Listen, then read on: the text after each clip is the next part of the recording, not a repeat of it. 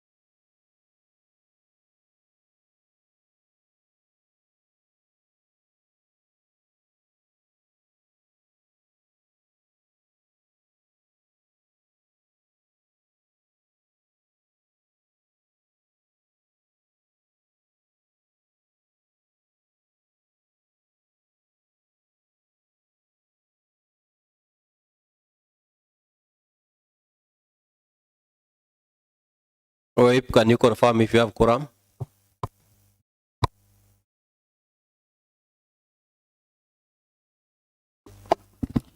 Thank you, Mr. Speaker. There is quorum. Clerk, take us through the order of the day. Thank you, Mr. Speaker and honorable members. Order paper number 228 of Tuesday, 10th September 2024 at 2:30 p.m. Order number 1, administration of oath. Next order. Order number 2, communication from the chair. Honorable members, I want to request that all members of the appointment committee, we shall be having a special sitting tomorrow after the second session. That is after the second session in the afternoon. All members of of the appointment committee, there shall be a special sitting in preparation towards the vetting that will be there on Thursday. Number 2, to all members of the General Oversight Committee, we were supposed to have a meeting on Thursday, but based on the fact that we shall be doing vetting on the same day, we had suggested postponement of the meeting to the next week, the following week. That will be on 19th of September 2024. So please take note of that. Next order. Order number 3, messages. Next order. Order number 4, petitions. Next order. Order number 5, papers. Yes, the Honorable Benson Adega. Thank you, Mr. Speaker. On behalf of Majority Leader, Honorable Ken Oko, I wish to lay paper, if you allow me. Pursuant to the provision of the Public Appointments, County Assembly Approval Act number 5 of 2017, read together with orders number 182 clause 6 of the standing orders, I wish to table today, Tuesday, 10th September 2024, the report of Appointments Committee on the suitability of Mr. Nashon Otieno Luoka Ogola for appointment to the position of County Attorney. Thank you.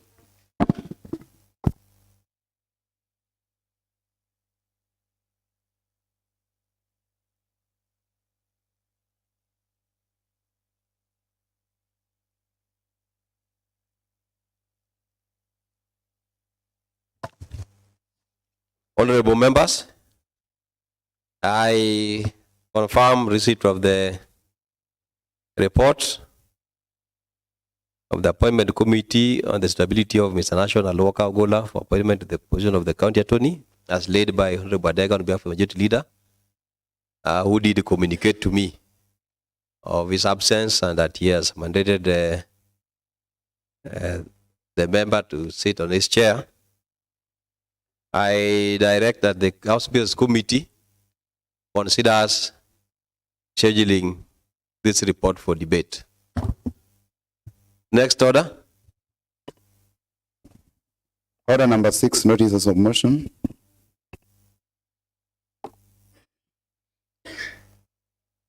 Yes, Honorable Adega. On the same issue, Mr. Speaker, sir, I wish to give a notice of motion on behalf of Majority Leader, report of Appointment Committee, that pursuant to the provision of orders number 45, clause 1 of the standing orders, this House adopts the report of Appointment Committee on the suitability of Mr. Nashon Otieno Luoka Ogola for appointment to the position of County Attorney. Next order. Order number 7, statements.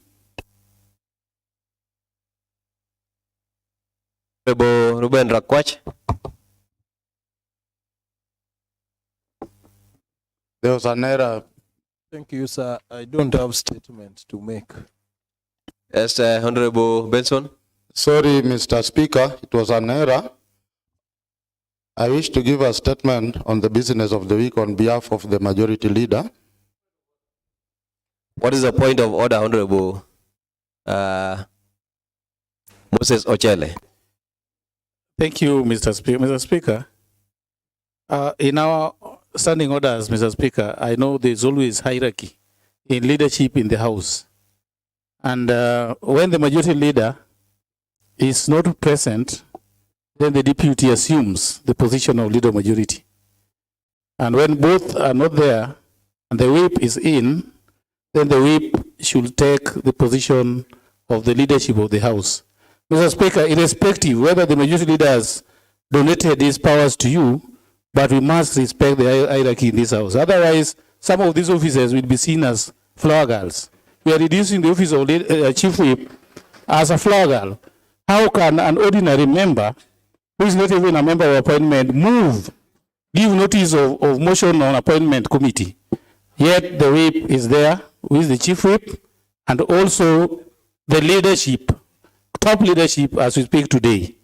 And then, Mr. Speaker, the program for the week, we should move it. Not me, Honorable Badega, yet the whip is there.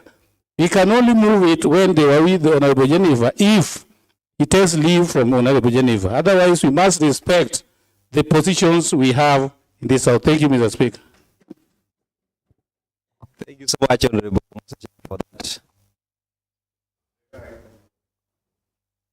Thank you so much for that observation. I have a letter here written by Honorable Leader of Majority that the Honorable Benson Adega would present or lay the papers on his behalf. I did ask him of the whip because I was also able to spot the whip even in the House Business Committee. But I think he told me that he was not able to get the whip. But now the whip is there. I think it's something they can agree there very fast and hand over to the whip. Mr. Speaker, I don't fight for positions or responsibilities because I believe that this position I hold, I did not fight for it, but I deserved it. I am perturbed because the Honorable Badega is neither a member of the appointment committee nor a member.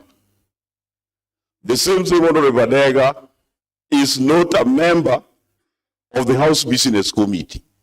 And we have several House Business Committee members here, like the Honorable Orlando. So sometimes when my office is overlooked, I don't fight for it because I have never fought for these offices. So I believe if the majority leader feels that I no longer deserve the office of the whip, then be up to him. Because I believe that everybody knows me in this region, whether I am a member of county assembly or not. The name Madunyang, you will never remove it from me. Even if I go to Migori, Siaya, wherever, even Nairobi. The name, you will never remove it from me. I am a ranking member of this house, and then if my office is being overlooked, I will not fight over it. Because when you present yourself in this honorable house, and you are there and your office is being overlooked, let it be, Mr. Speaker, if that's the way you guys want to move, then for the peace of this honorable house, I beg to oblige, but I believe officers should be respected. The way in Luo, so if that's the way the majority leader together with the leadership of the House, the Speaker, who is the custodian of the laws and the rules of this House, sees me and he allows the Honorable Badega to proceed, then let it be. Otherwise, thank you very much. Point of order, Mr. Speaker. What is the point of order, Honorable Beni Pete Oiko? Mr. Speaker, the matter being discussed now, it has become a routine in this House that Honorable Adega is the pseudo-majority leader. Because every time we come to this House, before you see the majority leader, Honorable Adega is on his chair. You see, Mr. Speaker. And what is being echoed by the whip is the true position of this house. We have members of the appointment Honorable committee. Benny Peter, what's the point of order? You are on a point of order and you are debating. I think it's the same thing that Honorable Seth Kanga just presented. It's what I also wanted to So what is the echo point of and order? stress that it is normal in this house. Receive Mr. your Speaker. seat, Honorable Benny Peter. I thought you were on a certain point of order because the same thing you are saying is what Honorable Seth Kanga has said. Honorable Adega, what is it? My name has been quoted. If you allow me to respond on only one issue, Proceed. Mr. Speaker. Mr. Speaker, the business of the House must go on whether the majority or whip is not in the House, Mr. Speaker. Mr. Speaker, we can't leave and adjourn this House because of quorums. Most of the members are absent. Even today when I was coming in, majority, Chief Whip was not in this House, Mr. Speaker. He came when the business is going on, Mr. Speaker. And I'm sorry, I'm not trying to remove you from your seat, Mr. Whip. Me, I'm just doing the business. When I've been given a job to do, to execute in this house, I'm ready to execute any job I may be given in this house, Mr. Speaker. That is my only statement I can give now, Mr. Speaker. Thank you so much, honorable members. I have listened to the point of order by the honorable whip. I want to make it clear that the standing order provides that the leader of majority is the only leader who has the powers to nominate temporary members, to including other committees. Even today, I can confirm in the morning, I received a letter nominating members to temporarily sit in the House Business Committee because of lack of quorum. Despite the fact that I know there are members of House Business Committee who are out on official business, but the members who are behind were not able to attend. Yet the House Business Committee had to proceed so that we make a recommendation for the business to proceed. And with the powers given to the majority leader, he nominated members to sit in that committee. On the same strength, the standing order provides that, including even the chairs, in your absence, you are supposed to nominate a member or your deputy who moves a motion or lays a table on your behalf. I had not noticed the Honorable Whip until his name was mentioned, because when I came in, I noticed that the Honorable Dega was sitting on that chair, and I also have information or communication from the leader of majority on the same. So, Honorable Whip, there is nobody looking down upon your seat. Honorable Whip, let me just, I'm on my feet, Honorable Whip. I am on my feet. I had not noticed the Honorable Whip when I was coming in, and the Honorable Dega is just there when an order is called. There is no harm coming up and saying that. I want to say that I've arrived and I'll proceed with this. I think we avoid the sideshows and proceed with the business of the House. Now that the whip has come, I should be able to move the statement, or if he feels that the Honorable Badega should just proceed, it is okay. I don't think there is anything wrong that we need to maybe believe about instead of going with the business of the House. So Honorable Seth Kanga, you can proceed with the statement or allow the Honorable Badega to proceed with it. You know, Mr. Speaker, I am not new in this House. And I am also a regular attendee of this House who understand procedures and standing orders of this House. Mr. Speaker, with due respect. Mr. Speaker, when I arrived in this House, you asked my deputy to confirm if the House had quorum. And my deputy responded that we had quorum. And by saying that you never noticed me, and I am seated right beside Honorable Badega with my equally a bigger sized body. When you say that you have noticed me, I think it is very, very disrespectful. But I believe As Honorable Adega earlier mentioned, every member has got a right to represent the majority leader in this honorable house. But officers should be respected. This is not the first time I'm noticing this. The majority leader has equally always ignored me in his duty as the majority leader, and equally you as the speaker, you have always not noticed that. I don't know if you have noticed it, but you always ignore it. But I don't have any problem with that. I equally believe that I represent the interest of the county government, the interest of the executive in this house. But I will not force myself to do things when the majority leader does not delegate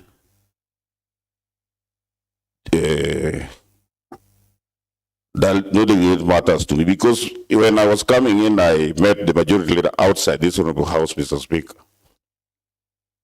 And I heard him tell a honorable member that he had delegated this matter to Honorable Adega in my face, Honorable Speaker.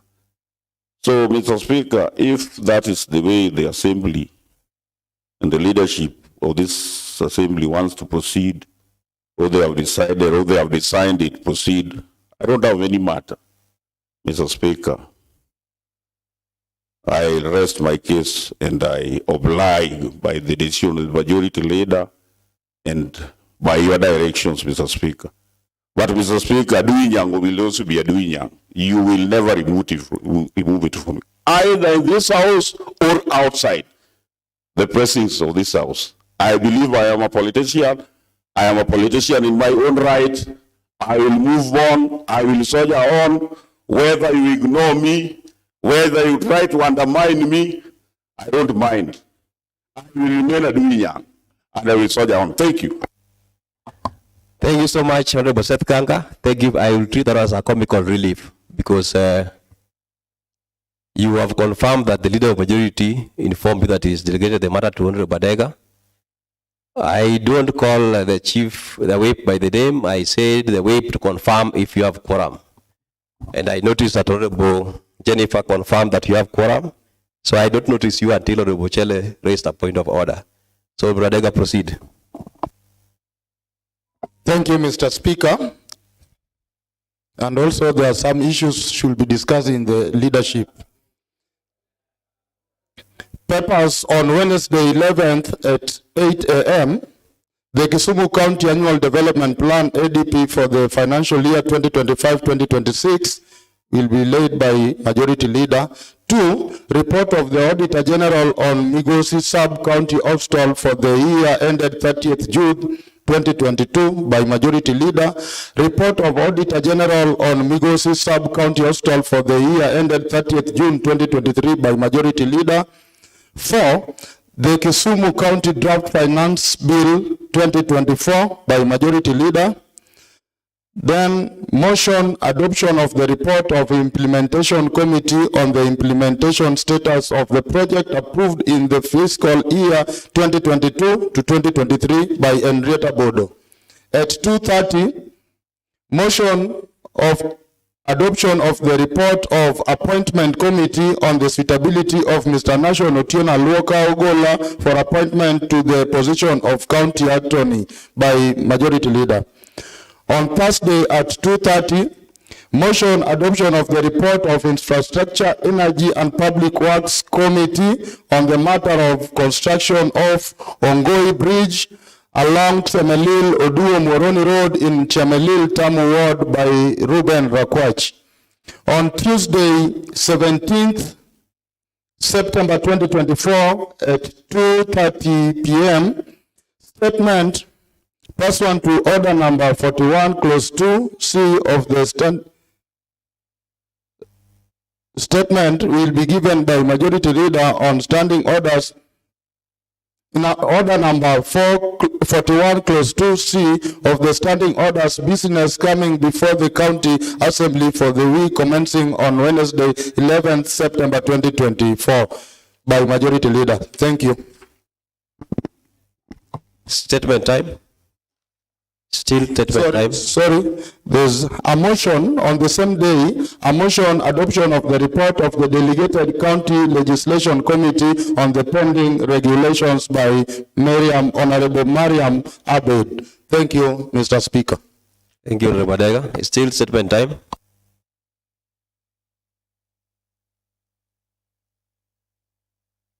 Next order.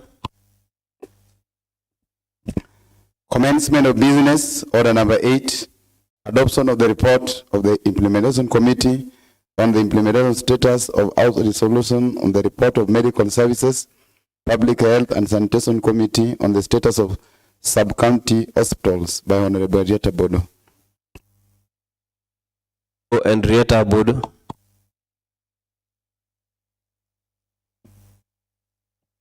Thank you, Mr. Speaker and honorable members. Before the House,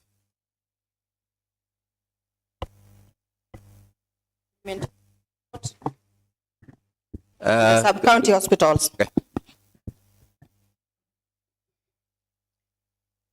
Honorable Speaker and members, the Select Committee on Implementation is mandated to scrutinize the resolutions of the County Assembly, including adopted committee reports, petitions, and the undertakings given by the County Executive Committee, and examine whether or not such decisions and undertakings have been implemented within 60 days, as provided for in the standing orders number 184 of the Kisumu County Assembly standing orders.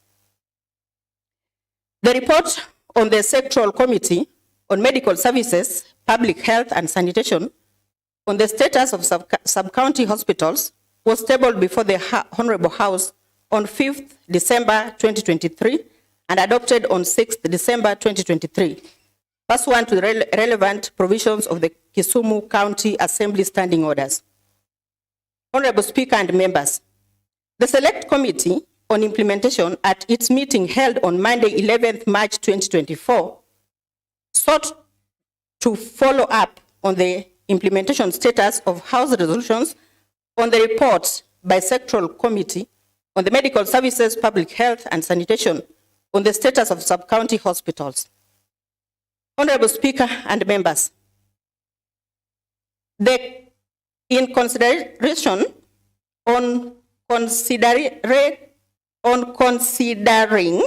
the implementation status of the House resolutions on the aforementioned report, the committee wrote a letter to the CEC member for Medical Services, Public Health and Sanitation to furnish it with a detailed response on the implementation of House resolutions on the report.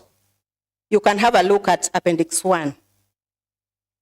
Mr. Speaker and honorable members, this comprehensive report, therefore, is a compilation of the responses received in regards to the implementation status of the House resolutions on the report by the Committee on Medical Services, Public Health and Sanitation on the status of sub-county hospitals.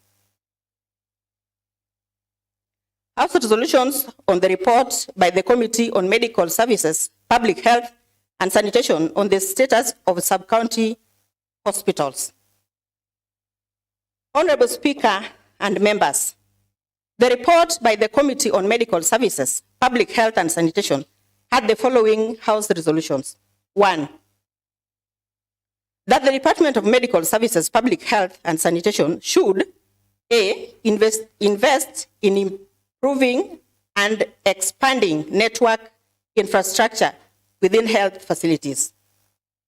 B, collaborate with the telecommunication providers to enhance connectivity, ensuring seamless online claims processing, and consider implementing backup system for situations of network outages. Implementation status. The CEC member, Public Health and Sanitation, in his response informed the committee that the department is currently in the process of digitizing the health facilities, right from the community through to the primary care facility and to all levels of care, and as outlined in His Excellency, the Governor's Manifesto. That at the level 1, community level, community health volunteers are using tablets to collect data from households. B, that the facilities have also prioritized budget for data bundles. You can have a look at Appendix 2. Copies of AIEs released to Lumumba, Chulaimbo, Migosi, Nyakach, and Gita hospitals. C, that the department is yet to engage Safaricom on the expansion of network to the facilities. Number 2, the Department of Infrastructure, Energy, and Public Works should A, conduct a comprehensive assessment of the structural integrity of the condemned structures in high-risk areas in Nyangande, Sondu, and Nyangoma, and further develop and implement a plan for the reconstruction where necessary. B, endeavor to engage engineering experts to design resilient buildings stable for local soil conditions when undertaking projects. Implementation status.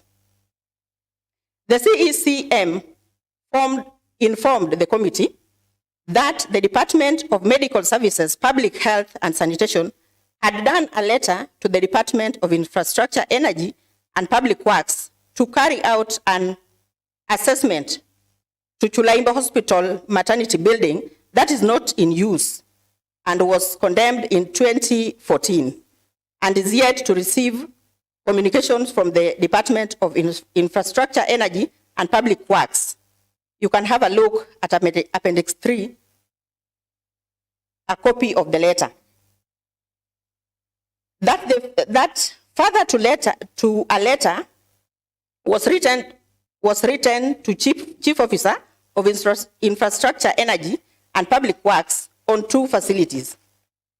Nyitienge in Southwest Kisumu Ward, in Kisumu West Sub-County, and Lela Health Center in Kobura Ward in Nyando Sub-County consequently.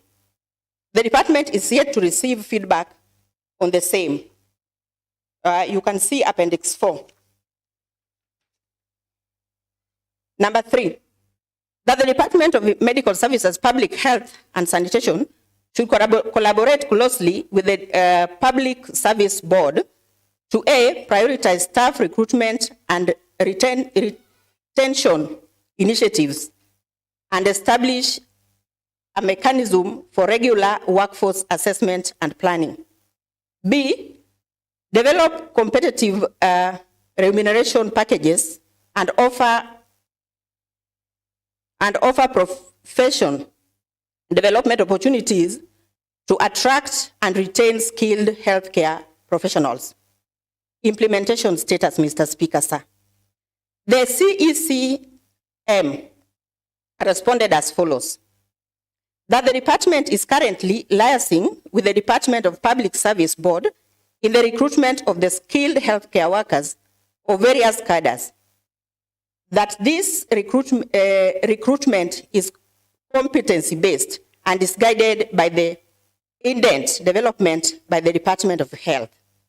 Number 4, that the CECM member for medical services, public health and sanitation should A, reach out to NHIF for the discussion geared towards finding a lasting solution for the consistent delays in reimbursements for services rendered. B, explore interim funding solutions to mitigate the impact of delayed reimbursements. Implementation status, Mr. Speaker, sir. The CECM member responded as follows: that the department held a consultative meeting with Social Health Authority Board Chair and Transition Authority on way forward concerning reimbursements, especially Linda Mama, and that NHISF SHAB has asked counties to reconcile their accounts, and all assets and liabilities of NHIF will be transferred to SHAB. That templates have been sent to facilities to reconcile their accounts. Further, that Linda Mama is paid on rolling basis when government releases funds. See Appendix 6, copy of minutes of the meeting between department and SHAB.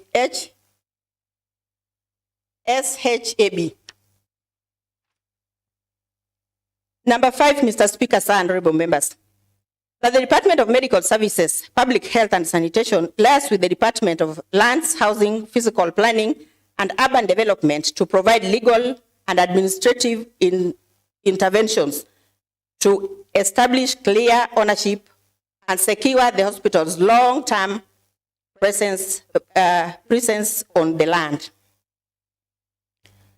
Implementation status, honorable members. The CECM stated that A, the department did an official communication to the Department of Lands concerning health facilities without title deeds, and requested for the facilitation of the processing of the title deeds. Appendix 7.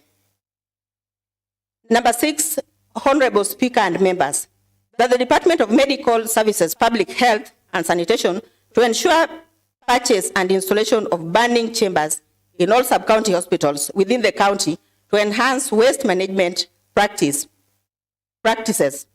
protect public health, and contribute to environmental sustainability, fostering a healthier and a safer community for all.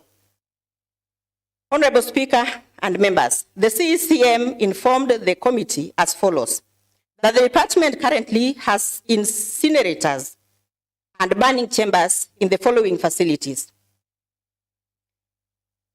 JOTRH, KCRH, Kombewa, Blood Bank, Limumba, and Nyakach County Hospital. Shredders and microwaves, one at JOTRH, burning chambers at 3 in number. Current conditions and status incinerators. That incinerators at JOTRH broken down due to introduction of scrubber by the Ministry of Environment and Forestry, which caused backflow of emission to the chambers, hence blowing it up. That the design was not properly executed. That currently the department plans to return the incinerator to its initial functionality with a direct chimney without a scrubber. That JOTRH, shredder, and microwaves are currently working. However, it has few challenges of optimizing its capacity. That in Nyakach Sub-County Hospital, the new incinerator was commissioned, costing 7 million Kenya shillings CGK in the current financial year, 2023-2024. That Limumba Sub-County Hospital has an incinerator serving several facilities, including KCRH. That Blood Bank incinerator is currently not working. That the incinerator at Kombewa Hospital is currently working, but has a high operation cost. That the department intends to construct 5 incinerators that will serve the sub-county as envisaged in the Healthcare Waste Plan, HCWP, of 2023-2025. That in the next financial year, 2024-2025, the department have proposed to construct a new incinerator for KCRH at a cost of 9 million Kenya shillings. Mr. Speaker and honorable members, the CECM member for Medical Service, Public Health and Sanitation should work closely with the Department of Finance and Economic Planning to streamline the disbursement process, ensuring timely and practicability financial support for health facilities. Honorable Speaker and members, the CECM informed the committee that the Department of Medical Services, Public Health and Sanitation has developed a recurrent distribution schedule based on workload. That the distribution schedule is developed into quarters to facilitate quarterly disbursement of funds. That the distribution schedule shall be shared with the county treasury to facilitate and guide the distribution. Honorable Speaker and members, the committee, upon consideration of the responses from the Department of Medical Services, Public Health and Sanitation, made the following observations. 1, based on response on House resolutions that the department should collaborate and expand network infrastructure within health facilities, the committee observed that the department is yet to establish an engagement framework with Safaricom. However, it has appreciated the fact that CHVs are using tablets to collect data from the households, and that the respective facilities have equally prioritized budget for data bundles. 2, based on the response on House resolution that the Department of Infrastructure, Energy and Public Works should conduct a comprehensive assessment on the structural integrity of the condemned structures in high-risk areas and endeavor to encourage engineering experts in designing resilient buildings. The committee observed that much efforts has been done by the Department of Medical Service, Public Health and Sanitation in implementing his House resolutions. However, much efforts need to be done by the Department of Infrastructure, Energy and Public Works. Number 3, on recommendations that the CECM member for Medical Service, Public Health and Sanitation should reach out to NHIF in finding a lasting solution to the consistent delays in the reimbursement for services rendered. The committee observed that the matter has been addressed satisfactorily as per the recommendation. Number 4, regarding the incinerators and burning chambers in various sub-county hospitals, the committee noted with concern that while a lot of progress has been done by the department, a number of them have broken down while others are experiencing huge operational cost. Honorable Speaker and members, on House resolutions that the department to liaise with the Department of Lands, Housing, Physical Planning and Urban Development to provide legal and housing, legal and administrative interventions to establish clear ownership and secure the hospital long-term presence on land. The committee observed that the department has addressed the matter as per the House resolutions. Honorable Speaker and members, the committee, having considered the implementation status of House resolutions on the said report, the committee recommends as follows. 1, that the Committee of Medical Services, Public Health and Sanitation engage further with the department on establishment of an engagement framework with Safaricom to stabilize adequate network in health facilities. Number 2, that the Committee of Medical Services, Public Health and Sanitation, in their oversight mandate, fast-track the impact and outcome of digitization of those health facilities to determine value for money. Number 3, that the Committee of Medical Services, Public Health and Sanitation on a quarterly basis follow-up with the department on progress of competitive remuneration packages and retention of skilled health care professionals to ensure meritocracy and effective delivery of services in health facilities. Number 4, that the Committee on Infrastructure, Energy and Public Works urgently follow up with the department on 2 subsequent letters dated 27th June 2023 and 27th May 2024, written to the Department of Infrastructure, Energy and Public Works by the Department of Medical Services, Public Health and Sanitation on status of the condemned buildings within respective facilities and report back to the House within a period of 21 days. Number 5, that the Committee on Lands, Housing, Physical Planning and Urban Development to engage with the Department of Lands, Housing, Physical Planning and Urban Development to solve the issue of title deeds for the concerned health facilities once and for all and report to this House the status within 60 days upon adoption of this report.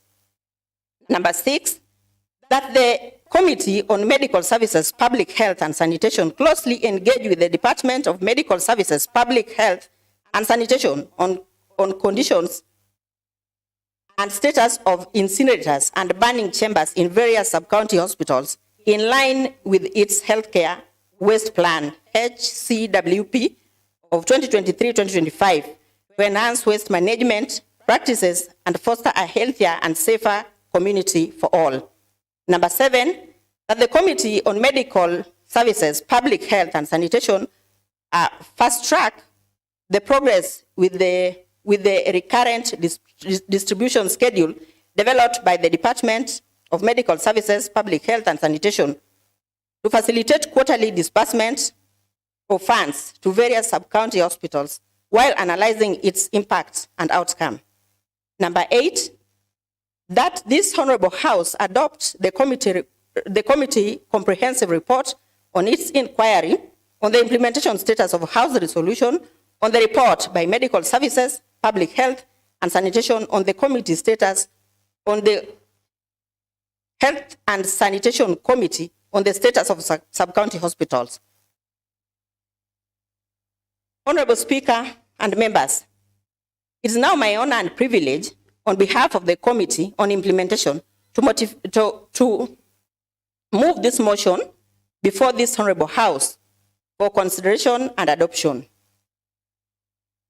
Mr. Speaker, sir, and honorable members, may I take this opportunity and I would like to call Honorable James Were to second the motion. Thank you, Mr. Speaker. Honorable James Were. Thank you, Mr. Speaker. Mr. Speaker, first of all, I want to thank my able chair for having presented a detailed report. Mr. Speaker, the report entails and contains a raft of recommendations that have been given, thereby to ensure that we have smooth operation of our sub-county facility. Mr. Speaker, the recommendations run from ensuring that we have timely follow-up of the NHIF and Linda Mama claims so that our facilities can have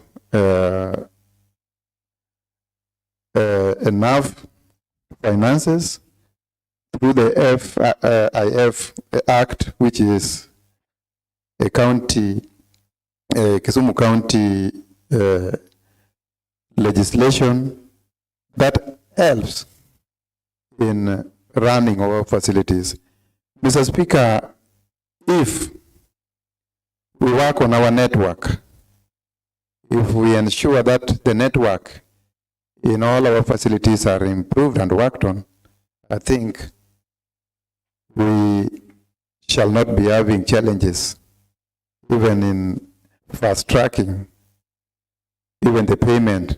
Now that we've gone cashless, even making payments will not be a problem, Mr. Speaker. Mr. Speaker, the committee has also recommended that we have a recruitment of qualified staff, and as we recruit qualified staff, we also look on ways on how we can retain the good staff that we have. Mr. Speaker, I think with those recommendations, I beg to second the report. Thank you.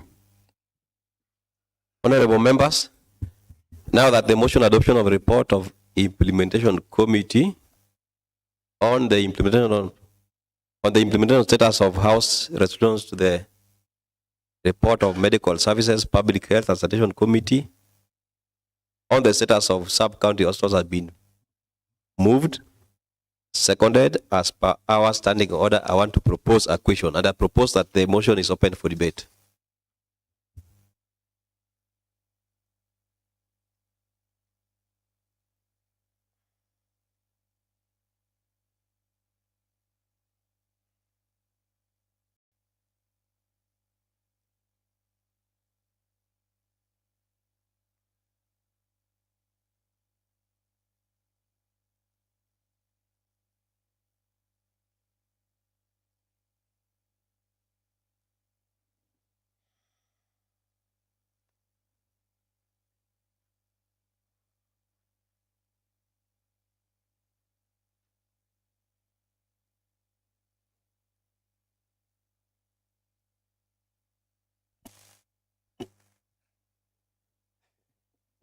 Silence. Honorable Ratib Boyton. Thank you, Mr. Speaker. Mr. Speaker, as a member of the committee, I want to support adoption of the report by implementation committee. Mr. Speaker, two items are coming out very clear that we need to stress on. One, the Department of Medical Services to liaise with Department of Infrastructure, Public Works and Energy to give out clear picture on the facilities within the county that are deemed to be condemned. And this is a weighty matter, Mr. Speaker, because public funds had been used on this facility, so to speak. And it is high time that the Public Works Infrastructure Department liaise with medical services so that they give us clear picture of the said facilities. Number two, Mr. Speaker, another recommendation that has been given out about land ownership where these facilities sit. This is not a conversation that is coming today. Several times we have talked about ownership of land ownership of our facilities. We have seen several locations whereby public lands transfers were not done to completion, yet a facility has been built on it. Later on, someone claims to own those pieces of land.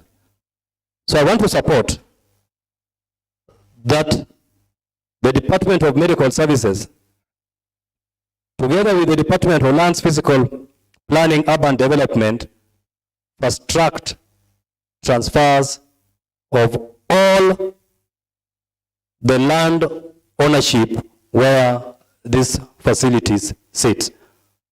Those two important aspects of this document are worth supporting, and that is why, Honorable Speaker, I want to appeal to this House to support so that we put our records clear and straight. Thank you, Mr. Speaker. I support the motion.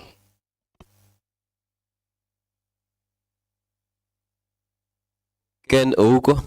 Thank you, Mr. Speaker.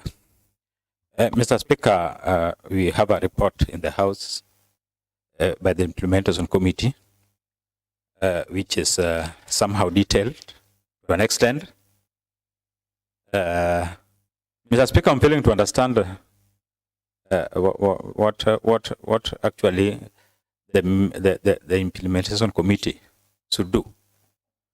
Because, Mr. Speaker, we have a lot of recommendations which we have passed in the House.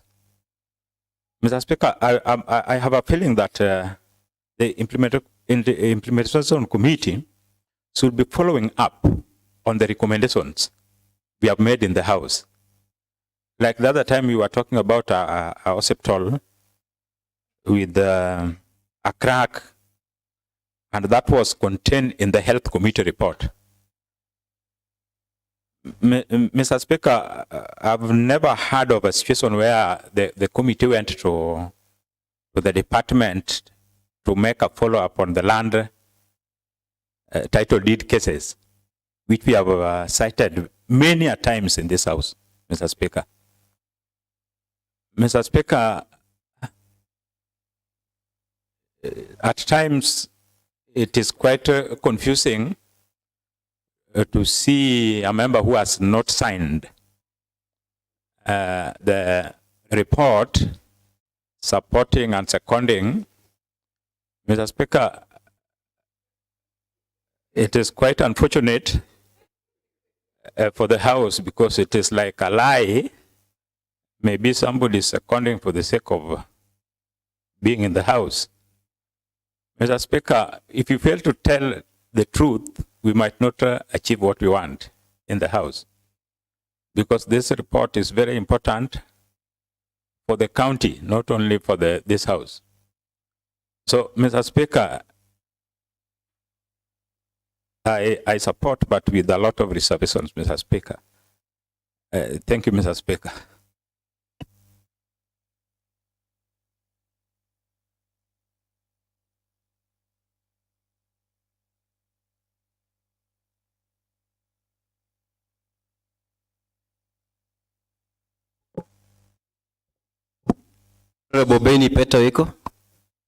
Mr. Speaker, I also want to contribute a little on this report. This is a report from the Implementation Committee on the resolution status of the House. And Mr. Speaker, they were referring to the sub-county hospitals, the status of sub-county hospitals as per the resolutions of the House. And it is good they have gone down to other health facilities which serve our people. Mr. Speaker, the first area I want to address is the area of title deeds. When you look at this report, the health facilities are sitting on lands that the government does not have the title deeds. That is a picture we are getting here, Mr. Speaker. And there is a letter written by the chief officer to Lands Department on this matter. And when we look at the list, health facilities without title deeds, the picture given here is that all our health facilities don't have title deeds. When you look at the letter addressed to the Lands Department and the information given by the Health Department, then now we ask, whose work it is to ensure that the land where these health facilities stand, whose work it is to prepare the title deeds? Is it the work of the Lands Department, or is it the work of the political leadership in the areas where these facilities are? Because we know for this to be done, resources will be needed to facilitate this. So the committee must go down to find out where should we get the resources to process the title deeds. And why has it taken all this long for these facilities not to have title deeds? Because we may have a situation where the owners may wake up and demand their land back. So I think the political leadership should go down on the ground to establish. If it is true these facilities don't have title deeds, what should we do? Because money must be factored in the budget to facilitate this. The mere communication from one department to another may not do a lot. And this is a matter that the Central Committee, the Health Committee, should take seriously so that we are not embarrassed. Mr. Speaker.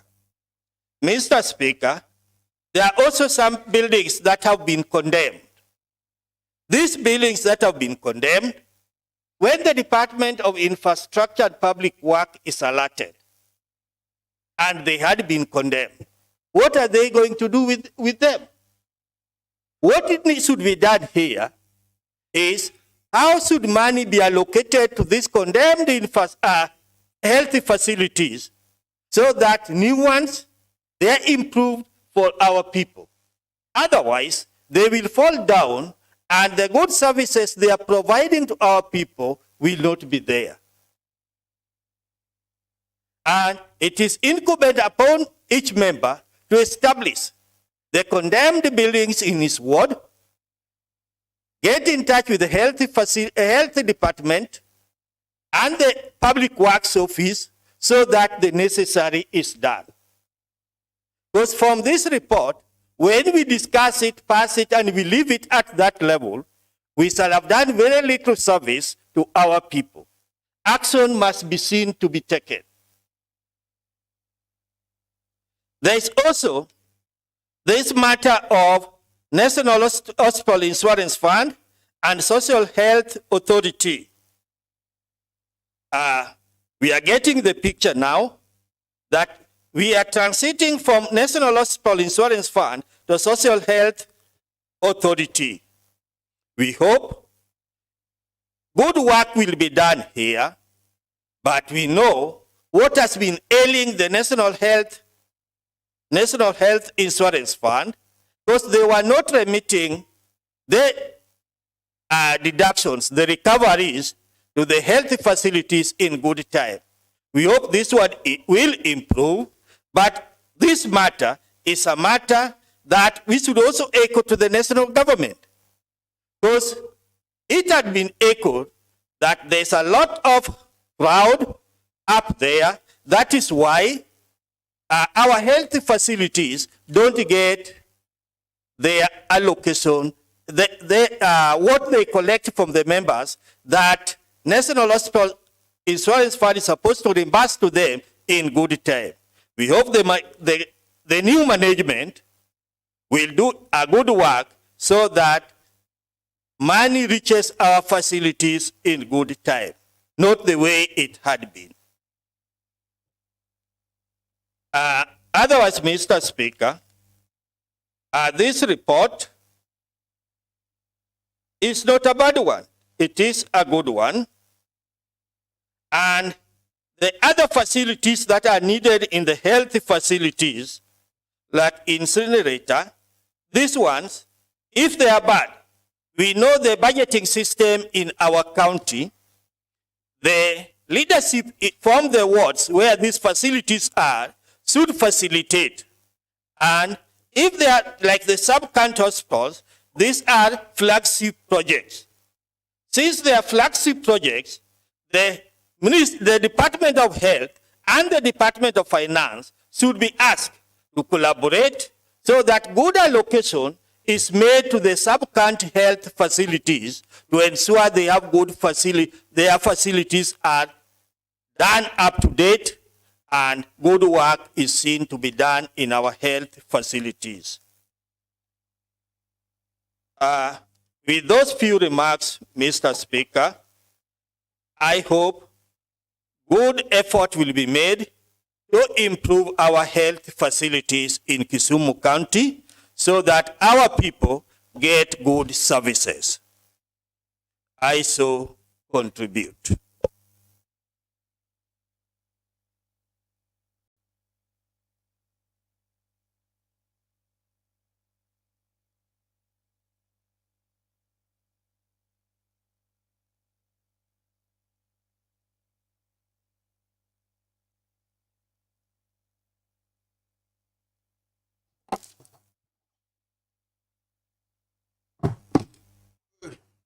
Yes, Chief Whip Rosette Kanga.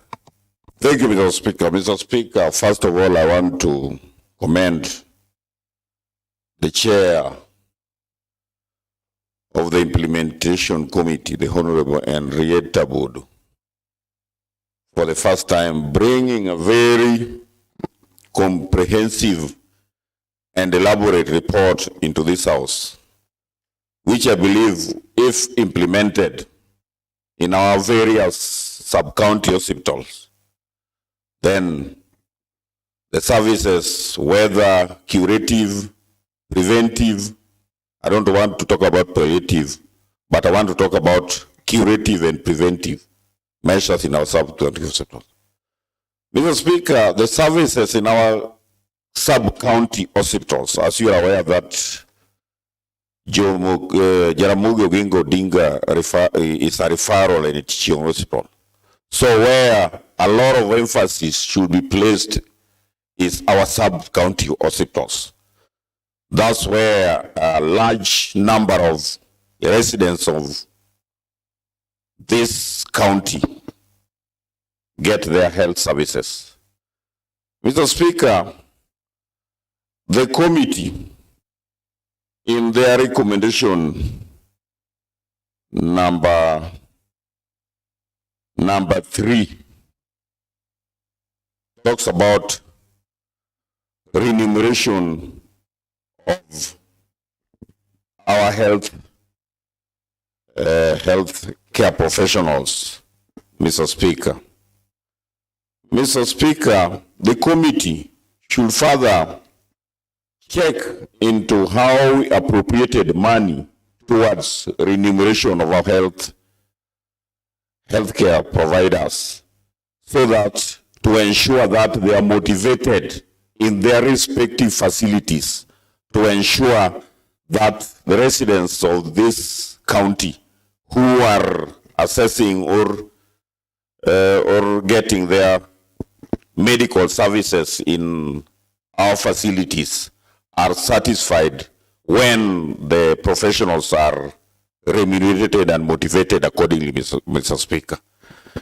Mr. Speaker, I hope the Department of Health will further ensure that the recommendations thereby approved by this House are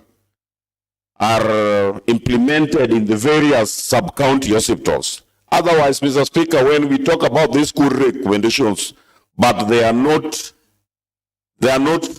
implemented in our various sub-county hospitals, Mr. Speaker, we will not be ensuring that our residents get good healthcare services. Mr. Speaker, health has been a challenge.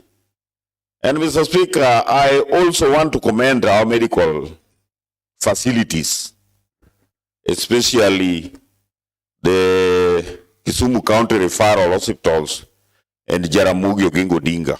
Because on a number of days, Mr. Speaker, I get requests from several families that their patients have been treated and they are asking for waivers, Mr. Speaker.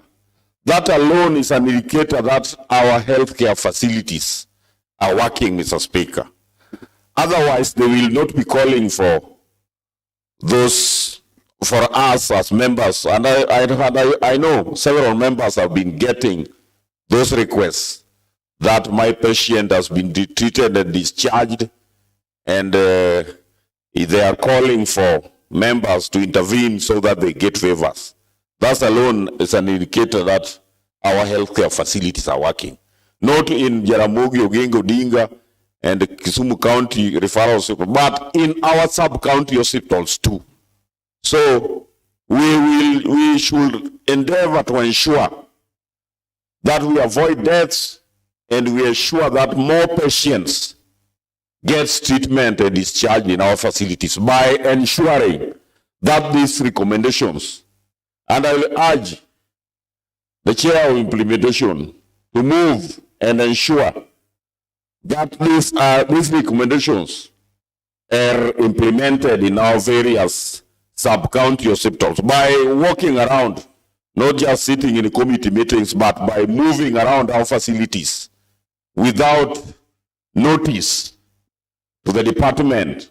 Because if we will notify the department that we will be moving to, for example, Nyakach County hospitals, you will find that an indication has been given to the sub-county hospital that the committee will be coming around, and you will see them moving around, telling the patients and that trying to attend to the patients, but while you leave the same activities which always go around justice immediate. So I'll ask the committee of implementation to move without notice to our various sub-county hospitals to check whether these implementations are being conducted in those various sub-county hospitals. Otherwise, Mr. Speaker, I support this motion and I commend the chair together with the committee for bringing an elaborate and a very comprehensive report to this House. Thank you, Mr. Speaker. Honorable Habaid.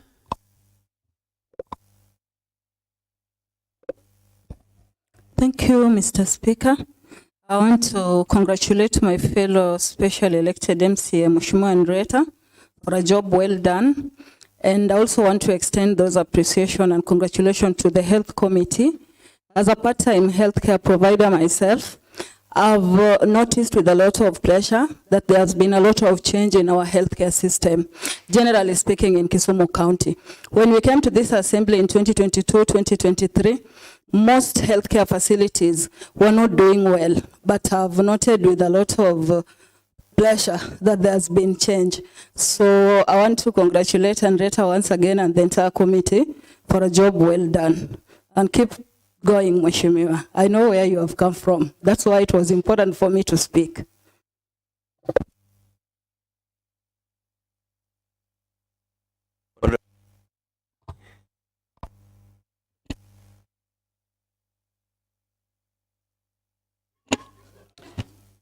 Thank you, Mr. Speaker. May I call the mover to reply?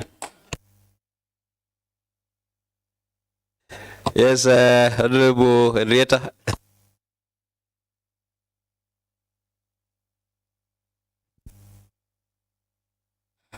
Thank you, Mr. Speaker and honorable members. I would like to thank all of you members for supporting the report from the committee implementation. I think as a committee, we have come a long way. We started far with nothing really to hold our hands on. But this far we have come, and this far we are going. I want to thank you, and I would like you to encourage all of us so that the work we have been given, we do it to the latter. I want to reply.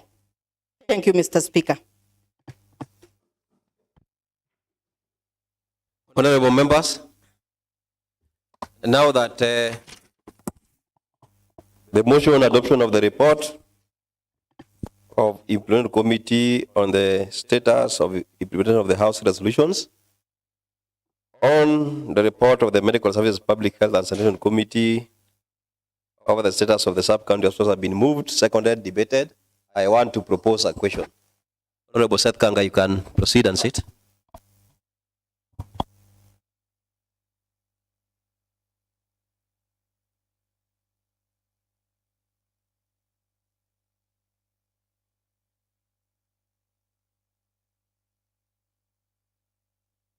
And I proceed to put a question. There is many of the opinion that the motion adoption of the report of the implementation committee on the implementation status of House resolutions on this report of medical services, public health and sanitation on the status of the sub-county hospitals be adopted, say aye. As many of the contrary opinions say nay, the ayes have it, and the report of the implementation committee on adoption of the report, on the status of House resolutions on the report of medical services, public health and sanitation committee on the status of the sub-county hospitals have been adopted today, Tuesday, the 10th of September, 2024 at 15:48 hours. And I direct that the recommendations therein be communicated to the right departments for purposes of implementation. Next order. Thank you, Honorable Speaker and honorable members. We don't have any other business for transaction. Honorable members, we can't be upstanding. And there being no any other business in the order paper, the House stands adjourned until Wednesday, the 11th of September 2024 at 9 a.m.